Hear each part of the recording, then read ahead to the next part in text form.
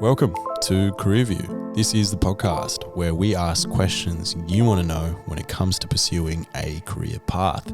I'm your host, Neeraj Shamal, and each episode I will ask questions on behalf of students across the country from secondary schools and universities what they want to know when it comes to pursuing their dream job.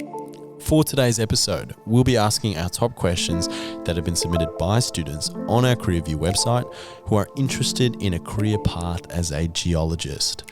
Today, I'm joined by 27-year-old production geologist Lara Urosevic, who has been living the fly-in, fly-out lifestyle for a very large mining company in Western Australia.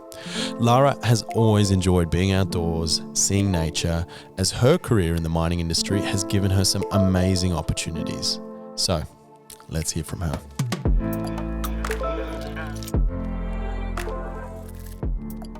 All right. Okay, we're here for another episode once again. Lara, how's weekend been? How's everything going? Thanks for having me here. The weekend's been really good. I just flew in on Friday, so I'm FIFO. Oh, you're FIFO. Okay. And what does your schedule look like in terms of work? So my schedule is 8 days on and 6 days off currently, and just day shift. Fantastic. So it's good to take some time off now. Yes, I have basically a whole week. I know from my understanding, geology is quite a broad field. There's all these different elements to it. What field of geology are you in, and what does the kind of typical day and work look like on FIFO for you? Okay, so a day in the life of a production geologist will basically start at about 5:30 a.m. and it will basically just be making a catalogue of what happened in the last 24 hours. So it's a very day-to-day kind of approach. Okay. And every day is a new day, and different things can happen and different things can go, wrong or right. And you basically just have to investigate most of the time and just figure out what happened in the last 24 hours for tons movement, what the grade was, are we reaching targets, are we below? And then also doing things that are short term and things that are longer term. Okay. And then you'll be doing documentation for longer term extraction. Yep. So later down the track in 2 weeks, you will extract this new area, or from this new area, and you'll do all the setup works for that. Do we have enough data? Do we have confidence in that area and stuff? You start at 5:30 in the morning. Mm-hmm. You finish typically what time? We finish at, I work a 12-hour shift, so I finish at 5:30 p.m. Okay. And is that every day? Yes. Wow. Okay. So very intense workload. Was this something that you kind of knew what you were getting yourself into, or? Not really. I wouldn't say. I knew the hours were long, but it also depends if you're doing fly in, fly out, or if you are doing, maybe if you're a residential mining worker, like if you live in Kalgoorlie or something. I've done both. And when I lived in Kalgoorlie, my days were only 10 hours. But also I had a half-hour commute out to the bush every day there and back, so add another hour to your day. Wow. It's just different, Yeah, very different. Very different in terms of the schedule and life that you have. So, great to hear, Lara. Jumping into our questions asked by students. The first question that we have for you, Lara, when it comes to pursuing a career path of a geologist is, have you always been passionate about geology? And have you considered anything else? So this is a bit of a fun question because, when you're in year 10 and they are like, what do you want to do? I had no idea. And I thought I was actually going to do journalism because I really enjoyed writing and I enjoyed investigating. And then the more people I talked to, the more I realized through similar things like this that we're doing now is I won't actually get to write about what I care about. I'll have to write about Nancy's cat in Wembley for half my life, and then I might get into so it's and then I was thinking, I like being outdoors, I enjoy science, but I don't really know what I want to do. Okay. So I was lucky at my high school, they had this subject called Earth and Environmental Science, and I just did it for fun in year 11 and 12, and I think it was also because I had a really good teacher that he made me very passionate about it. Okay. So that's kind of pushed me into where I was going today, but I never thought I'd be in production and in mining. I thought I was just going to do research. And then I was just wanted to test it out because mining had this big stigma of being scary and unsafe. And it was in the 90s, but I went and did a site visit when I was at uni. It was a big eye-opener. It made me realise it's everyone has a little job and everyone's like a little cog and everything just works. Like from the janitors to like security on site, like everything is just like really functional. It was cool. Yeah. It blows my mind. Lara, it blows my mind. Journalism and wanting to write. Yeah. And then you find yourself on a mine site and, working pretty long hours and intense days, but very creative and interesting, investigative kind of work. Did that shock you, or did you were just like, oh, I guess this is what I'm doing? I kind of just went with the flow. And that's always been my personality, I guess, is very go with the flow. And I think a lot of how you start your career in geology defines that sort of path for you. Yeah, no, good to know, Lara. Next question that we have for you, asked by students, is what options for study did you consider and what was some of the most challenging aspects of the study itself?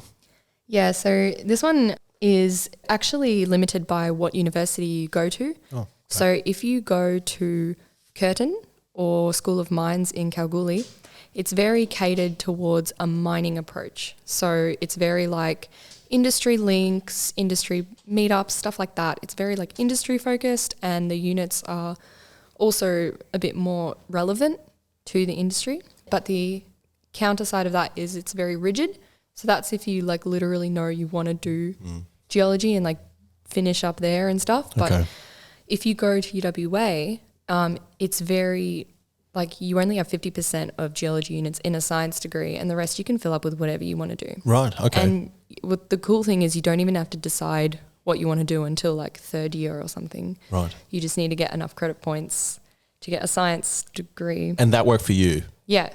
Because you weren't really too sure and set on what you wanted to do. No. So yeah, I wasn't sure if I wanted to go to mining. I didn't really know anything about it. I was kind of scared of it. And I was just doing, like, I enjoy environmental science. I find it, you can't really do geology without looking at the environment as well, because it's all kind of in the earth together. Yeah. Wherever there's rocks, there's probably water running across them. Not always the case. But yeah, it's just you have more flexibility, but then again, it depends on what you like. Like if you know you want to do geology, then I would avoid the flexibility. Okay. And if you know you want to go to mining, I'd go to like Curtin or School of Mines. Right. But if you like science, you don't know if you want to do geology or environmental science or something in between or hydrogeology, I'd probably recommend UWA just from a flexibility point of view and like not actually having to define your degree until like way later down the track. What was the process for you in terms of doing the research? Did you go speak to people, or is this something that you just knew? Basically, it might sound a bit superficial, but I just like the vibe of UWA. Just a specific university, yeah. I was like, it just looks pretty. Yeah. I like living in Perth. I don't really want to move. I have heard University of Tasmania and JCU in Queensland are very, very good for geology. Okay. And Monash is also pretty good for mining related things. But I just didn't want to move. Yeah. I like Perth. I like my friends and stuff like that. So I just wanted to stay. And I honestly really thoroughly enjoyed the flexibility of it because I am just, I like to dabble in science but also art and other things. So it allowed me to have that freedom. But one also thing I will mention is that UWA is good if you want to go down a research pathway. Okay. Because they have a very good centre for research set up. Some of the microscopes can only be found in that centre.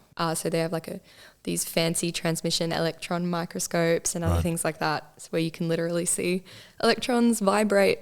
But it just depends what you want to do. What do you want to do? Yeah. Great advice, Lara, and I appreciate that. And for our listeners out there to be really mindful about that.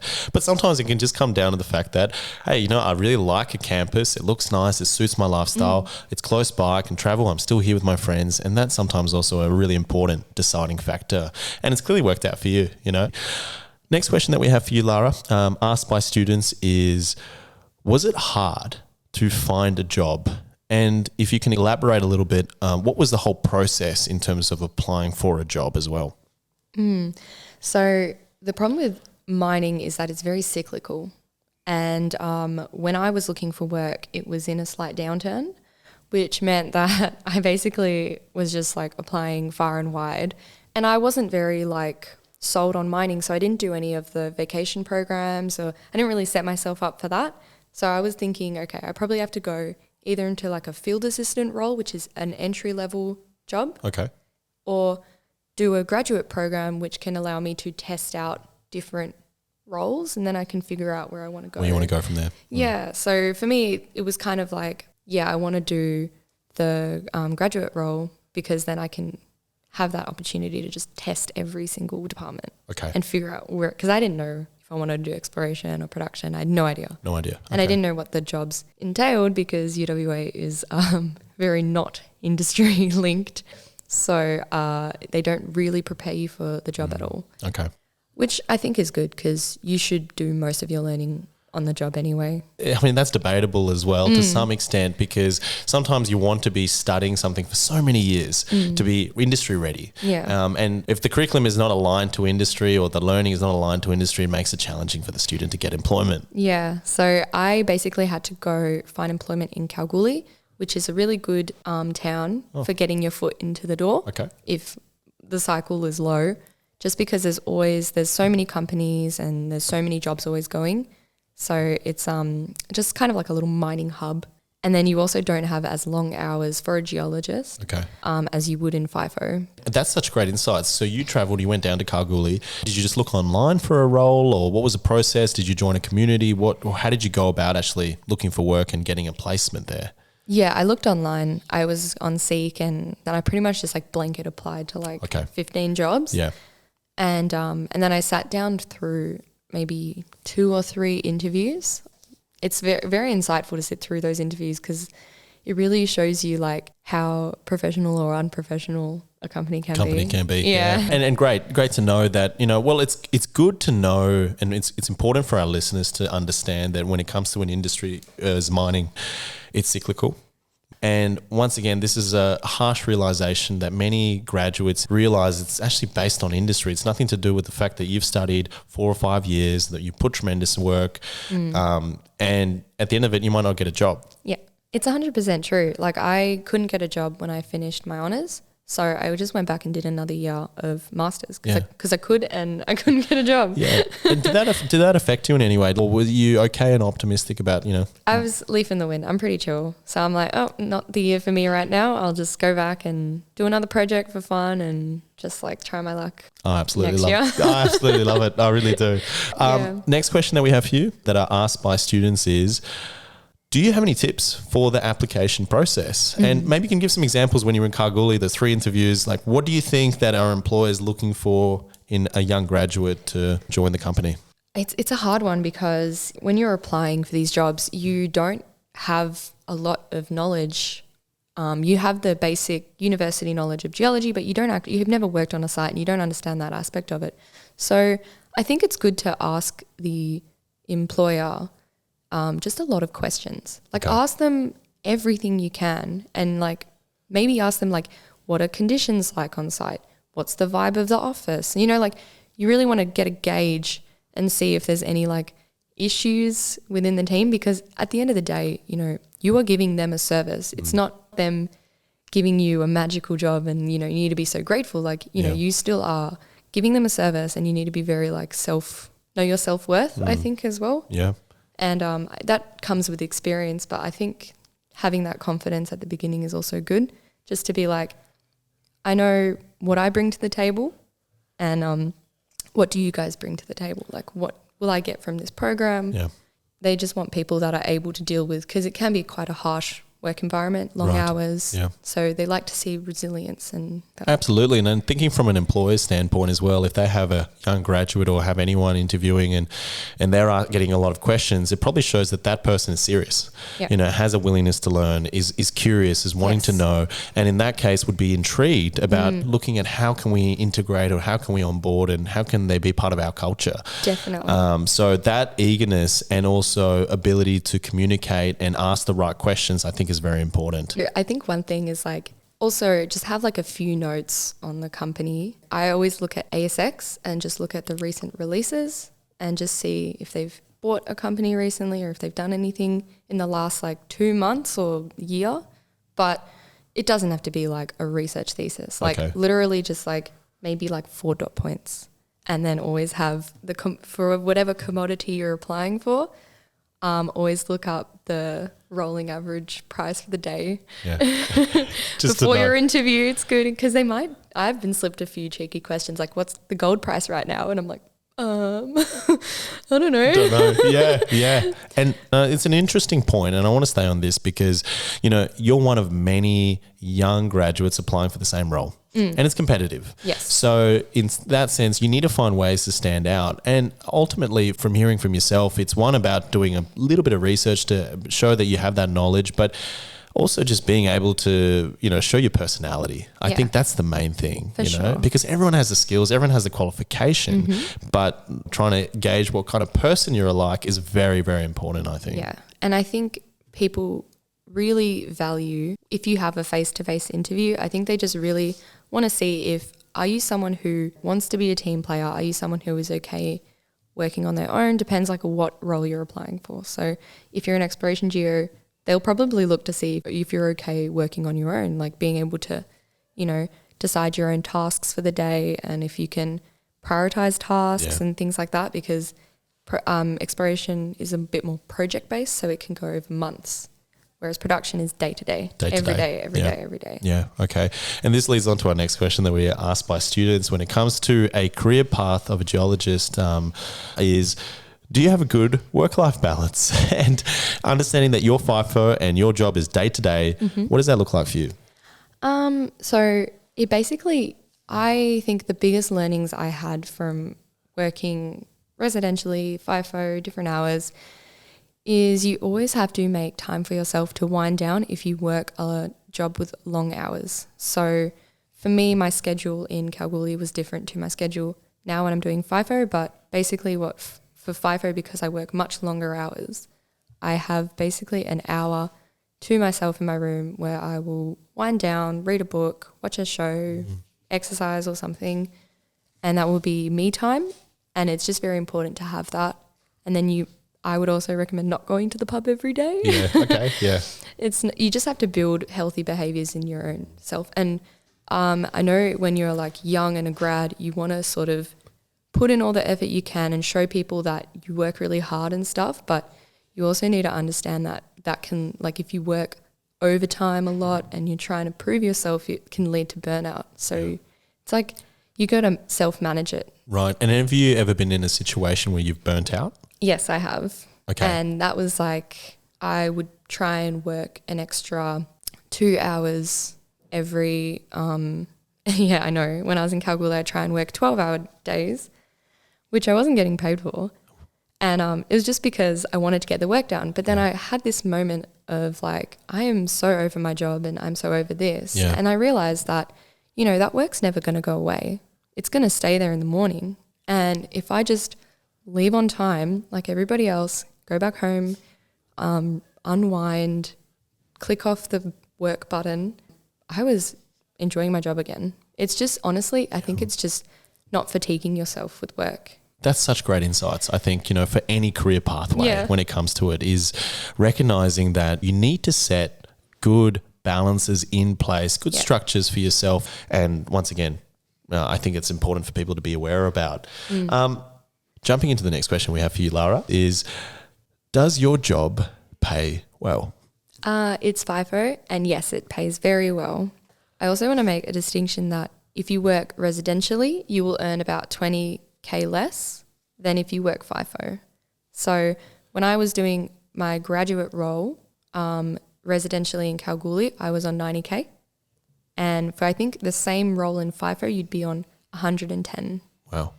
It was just whatever you like. Whatever you like, yeah. Yeah, and some people prefer the pace of residential work. So it just depends what your pace is. But now in FIFO, I'm on 150 for a full-time geologist production role. Yep.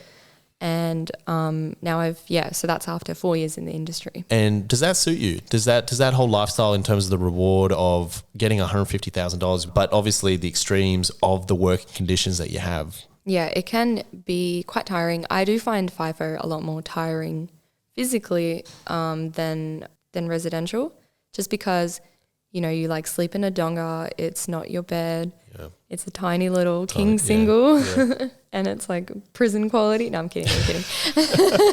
It's not the most luxurious conditions. No. Yeah. And I think like if you're someone who's like easygoing with that stuff, then you'll be fine. Like I bring some stuff from home to make it my space, and then that's cool.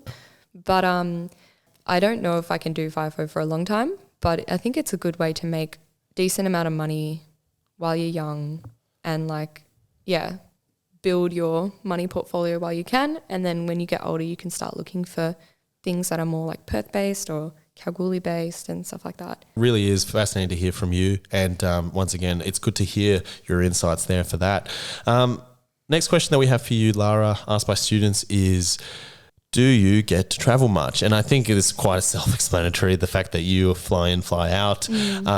But yeah, how often is the travel for you? And is it just rural WA now that you're situated in Perth, or do you get to travel even overseas and over east as well? I think that's the lie they sell you in uni, that you'll be traveling everywhere and you realize you're just going back and forth from camp. Because I think if you go into like the consultancy world, which you kind of need a lot of experience for, otherwise you kind of get screwed over, no offense. So if you're in the consultancy world, you will be traveling depending on jobs that you take and stuff like that. But if you're just in the mining world or exploration world, probably not a lot. Yeah, I think travel is one thing that is asked a lot by our students, because people want to explore the world. People want a job that they can go around everywhere and anywhere. But it sounds like it's just rural at the moment. But if you think about it, also through grad programs, sometimes they will put you in different sites. Okay. So I know for the Newcrest grad program, they have a New South Wales site and a WA site, so they give you 1 year in each. Okay. And some other companies can offer the same thing as well, depending if they have a big portfolio. But I'm not always sure how that goes with international travel, just because it is difficult once visas get involved. Right. So that is a big stopper on a lot of that, is like the visa situation for companies. Yeah. And some of them will be happy to, but more often than not, it's not the case. Like you'd have to actually apply for that role in that country and go through that route. Yeah.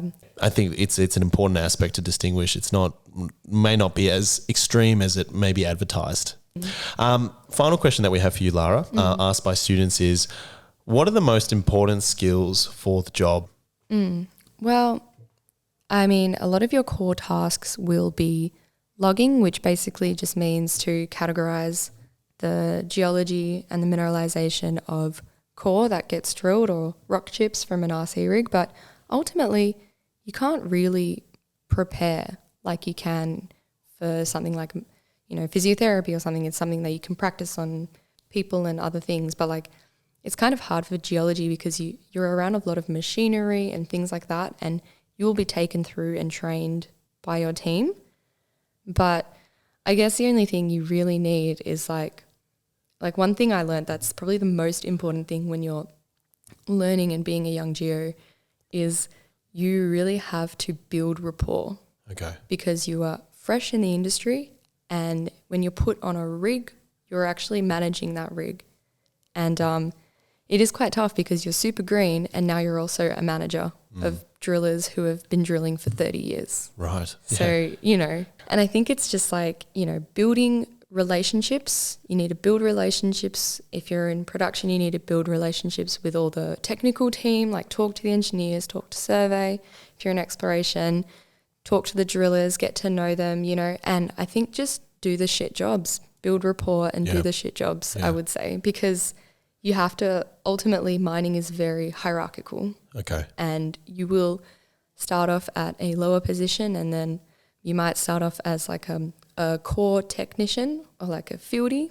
So picking up sample bags, marking up rock, marking up core, doing sampling, things like that. It's not going to be highly stimulative on your brain, but it's very important that you learn how to do it. Okay. Because you will then rely on that work as you move up to doing more geology. You use all of that foundational work. I found the hardest thing was honestly building rapport. Yeah. That was probably the area I was least expecting. I thought I had to be, know every mineral, know every process. But to be honest, like, as long as you're consistent, you could call the rock cake and it doesn't matter. Well, you could log it as whatever you want as long as it's consistent.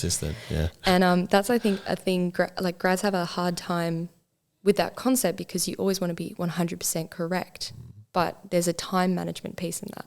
Sometimes it's not time effective to be that correct. Like if you're in production, you have to log within 3 hours because you need to sample that immediately because we're waiting on data for that area so we can mine it. Yeah. So it just depends on like, you start learning like what is actually the core need? What is the most important thing? And what are the key conversations I need to have? Yeah. Yeah. Great insight. I like it, Lara. I really do. And it's really important, once again, for our listeners to know as they're entering this field, it's important to understand that there is more to it. Yeah, you know, for sure. than just getting everything right. Yeah. That wraps up all our questions. Awesome. That we have for you, Lara. Thank you so much for being here and taking the time to share your insights and sharing this honesty and truth about what this role entails. For our listeners who have more questions for Lara that did not feature on our list today and would like to connect with her, just visit our website, careerview.com.au. This is where you'll find Lara's profile and you can send her some more questions, and when she has some time, I'm sure she'll be able to answer them as well. Yes, very happy to. Excellent. And with every episode, please don't forget to submit the questions that you want to know, especially to young professionals who've been there and have done that and can share their experiences. Just finally, just before you go, just want to ask you any words of advice that you can share to anyone who may be interested down this pathway of geology or in the mining industry or even as a production geologist like yourself. I guess it would be, if you know what pace you like to work at, that will probably dictate what department you want to be in. If you like order and structure and day-to-day, production's your best bet. If you like sort of, you know, creative, chip away at a long time, projects that might not yield anything but are still kind of a big discovery process, then exploration's probably more for you. But I think the most important thing is like when you're studying, make sure that you actually want to be there, you know, be at uni. Yeah. And, you know, you don't always have to be at uni. You can always do stuff later. So you can always like start work as a fieldy, which you don't need a university degree for. And then you can go back and study if you want that instead, just to understand what the mining industry is like. Yeah, I don't know. I don't really have too much other advice apart from just I guess it's an internal thing. You got to know what you want to kind of do, like what you want to get into. Self-reflection, I think, is really important. So, no, I like it, Lara, and great advice, actually. You've given it a lot. And once again, wishing you all the best and thank you so much. Thank you so much.